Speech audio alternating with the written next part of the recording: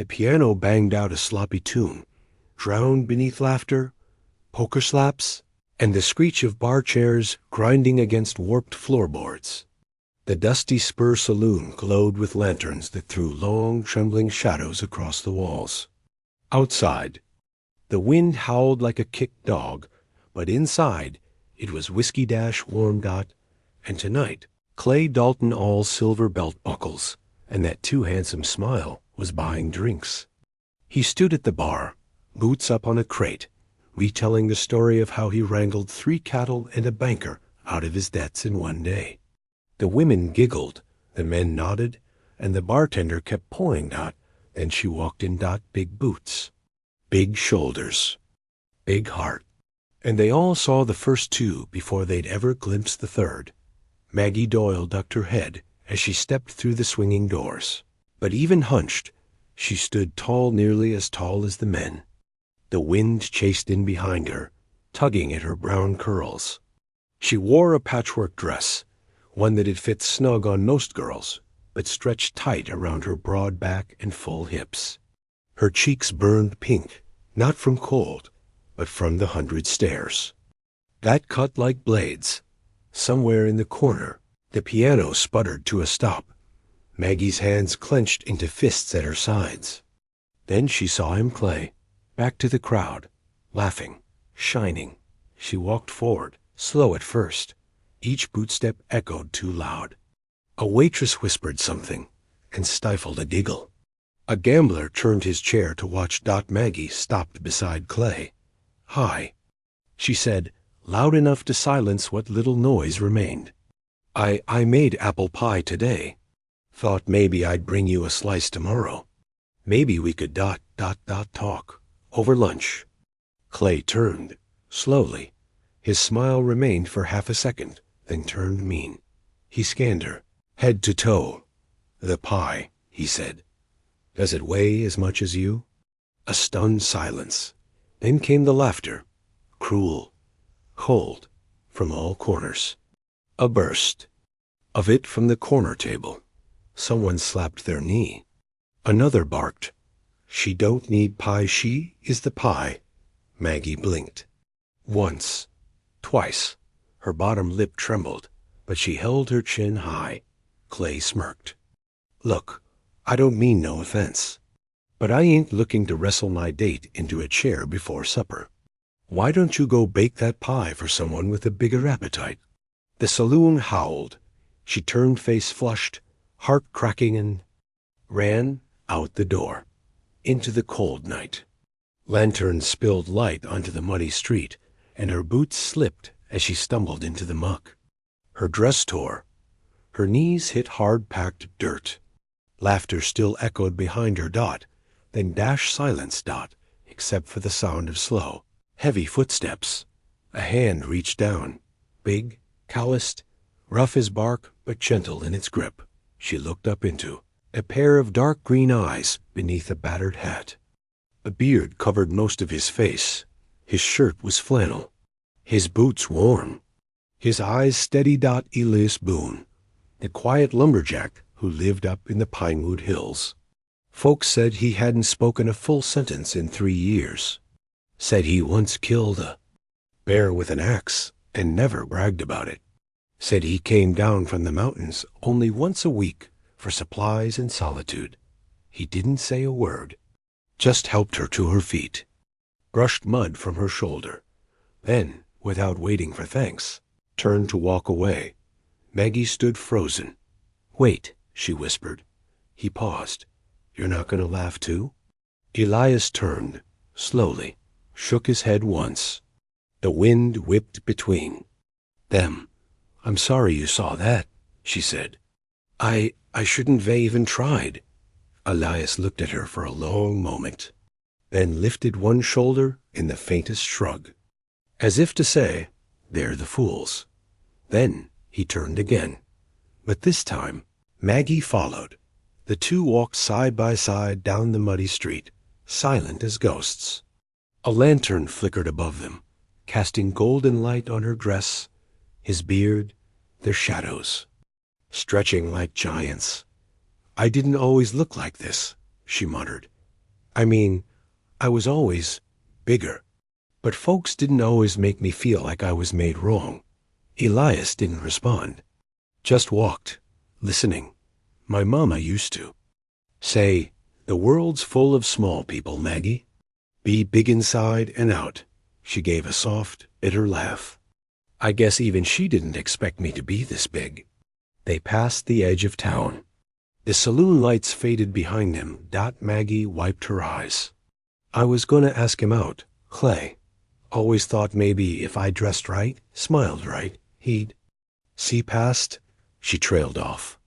Elias glanced sideways. Then, to her surprise, he raised his hand, pointed toward the horizon.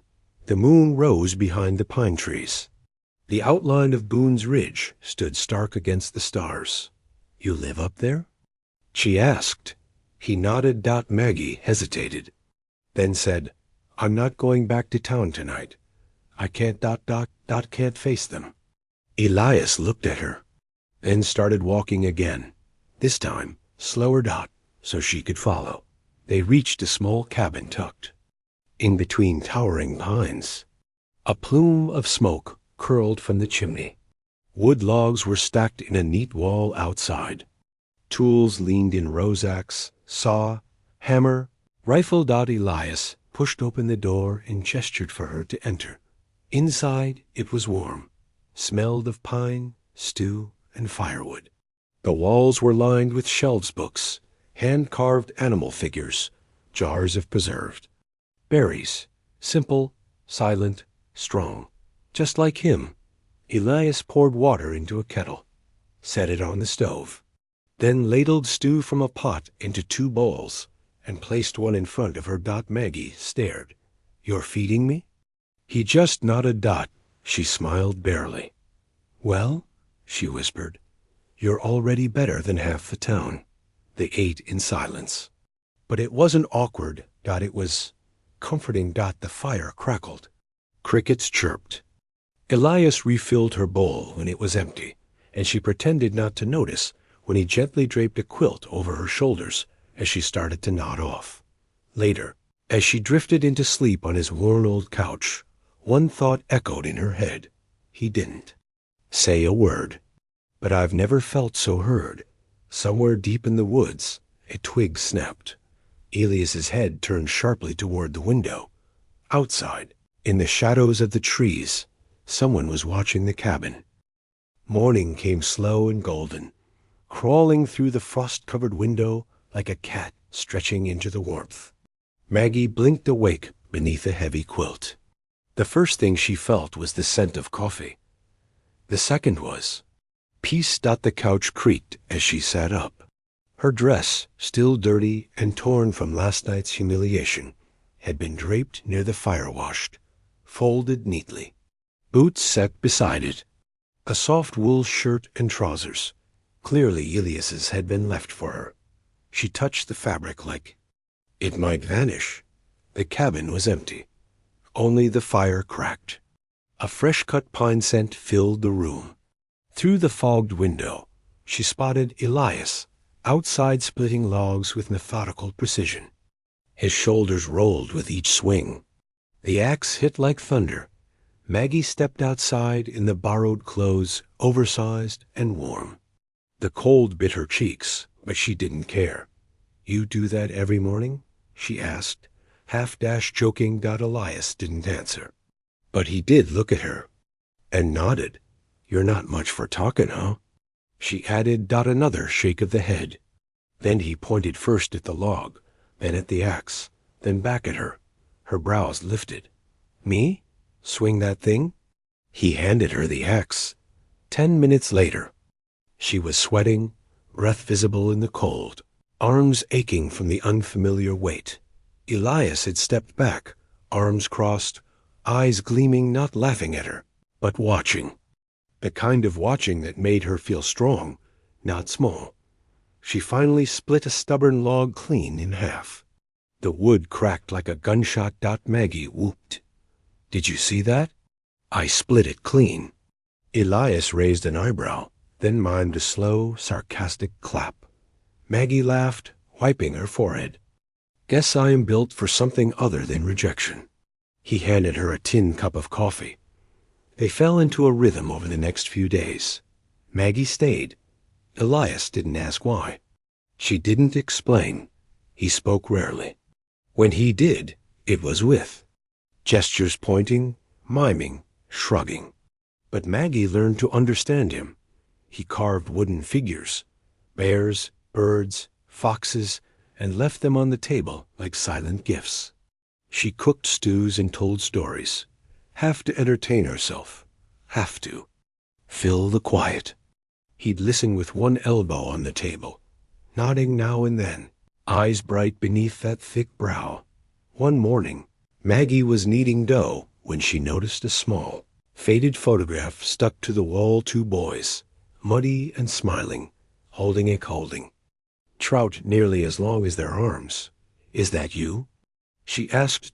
Elias, mid-saw stroke outside, looked up. She pointed to the photo. He paused. Nodded once. Your brother? He hesitated, then nodded again, slower this time. What happened to him? Elias stared at the photo a long moment. Then he turned away, didn't answer. That night, as the fire dimmed and the wind whispered through the pines, Maggie sat across from him, knees tucked beneath her. Her voice softened. You lost him, didn't you? Elias stared at the flames. The fire lit the side of his face in flickers. He didn't move. I know that kind of silence. She whispered. Mine came after Ma died. There was so much noise in my chest, I couldn't speak for days. Just cried into a blanket and prayed the hurt would go somewhere else. Elias's hand twitched. Then slowly he turned his palm up, open. Toward her an invitation. Her fingers slid into his. Rough calluses. Warm skin. No words passed between them, but Maggie felt something move inside her. A weight she hadn't known was shifting. The next morning, they hiked into the woods. Maggie in Elias's coat, boots crunching in snow-crusted leaves. He moved like the trees had taught him how quiet, rooted, steady. She stumbled once on a hidden root. He caught her, pulled her up with one strong arm, then smiled, small and quick. It made her breath catch. They reached a clearing by the river. The current rushed fast, wild with meltwater. Maggie bent to touch it and gasped. Colder than a snake's belly. She laughed. Elias dipped a hand in. Didn't flinch. Of course you're not cold, she muttered. You probably wrestled. Air in this river. Elias shrugged, then pointed to a nearby tree stump where a small carving had been placed. A woman, round-figured, chin lifted, carved from cedar with surprising grace. Maggie stared. That's me, she whispered. He nodded once. Her eyes watered. You made me look like a queen. He pointed to the carving's chest. A heart carved deep inside it, glowing with red-stained wood.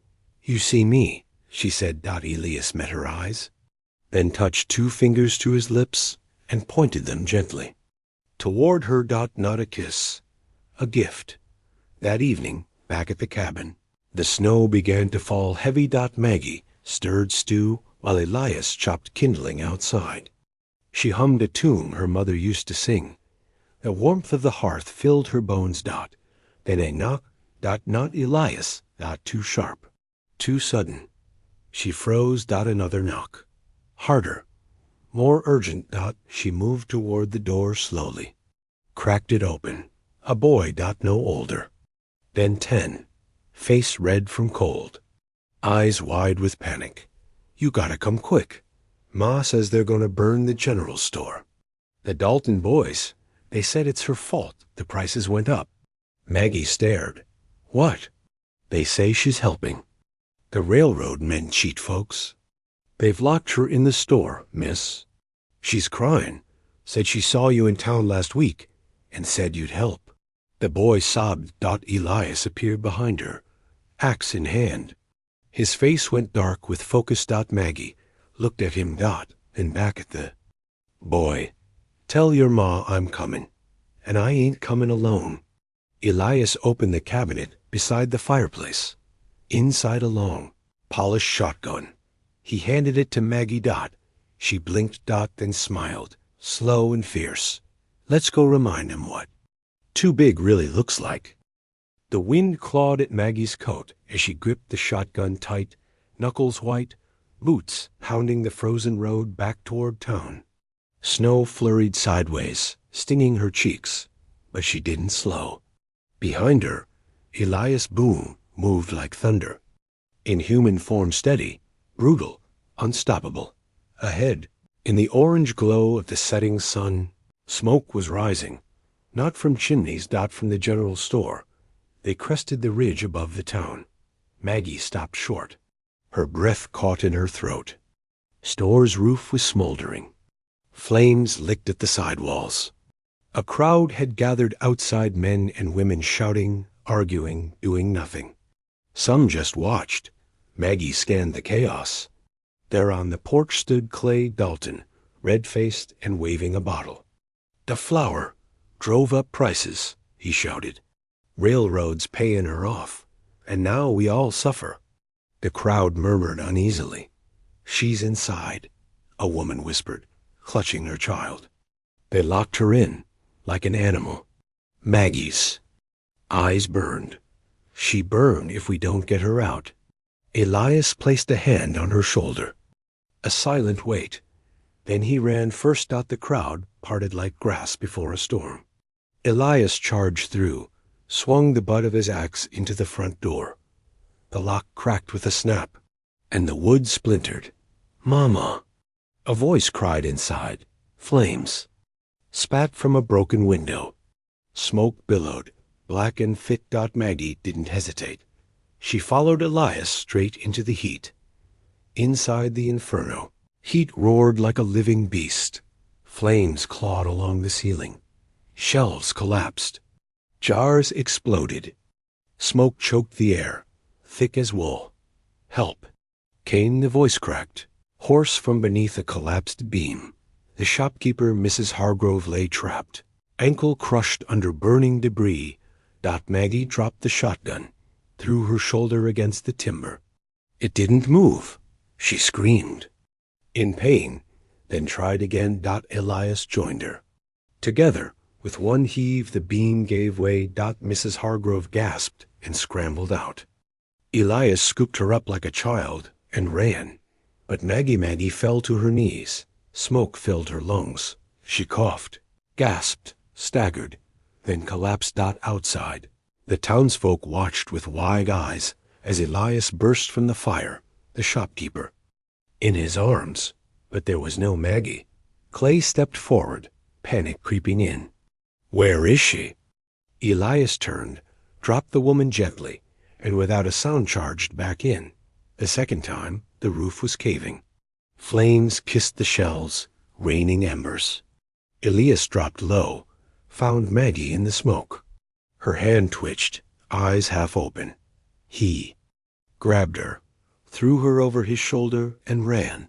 They burst through the flames. Just as the roof collapsed behind them, the fire roared skyward. The townsfolk gasped. Someone screamed. Children cried. Maggie lay on the ground, coughing, blackened with soot. Her clothes burned at the hem. Her hair singed, but she was alive. Clay stepped toward her. "Maggie, you saved her." She turned her head slowly. Her voice came out raw. "You lit the fire, didn't you?" Clay's face twitched. "I didn't mean to. Just wanted to scare her a little." She wouldn't listen. You know how women get. The crowd hushed. Elias stepped between them. No words. Just a glare sharp enough to cut bone. Clay backed away. Maggie stood, legs trembling, blood on her arm. But her chin lifted. And the town saw not a big girl, not a joke, not a punchline. They saw a woman who walked through fire and carried someone out. They saw a hero. Later that night, after the bucket line doused the last flames, Maggie sat on the porch of Elias's cabin, her hands wrapped around a tin mug of tea. Her fingers still trembled. Elias sat beside her, silent, watchful. The wind blew gentle. A single snowflake landed on her knee. "You saved me," she whispered. Elias didn't move. "I don't know what I was to this town. A joke, a warning. Don't grow too big, or you'll scare the boys." She turned to him. "But you never looked at me like I was too much." Elias stared at her a moment. Then finally, he spoke. His voice was low, rough, soft like tree bark cracking in spring. "You were always more than they could handle." Maggie froze. He'd said it. Full sentence.